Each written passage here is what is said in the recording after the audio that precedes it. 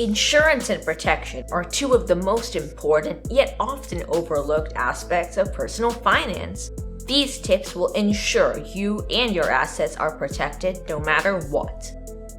Tip number 1. Buy insurance. Whether it's life, auto, health, or home insurance, it offers protection from financial risks and gives tremendous peace of mind in the event of unexpected losses. Review your insurance periodically to make sure it aligns with your changing needs. Tip number 2. Build an emergency fund. Everyone should set aside money equivalent to 3 to 6 months of expenses for emergencies like job loss, health issues, or home repairs to make sure that a minor setback doesn't lead to financial distress. Tip number 3. Don't be gullible. Don't fall for get-rich-quick schemes or look for shortcuts.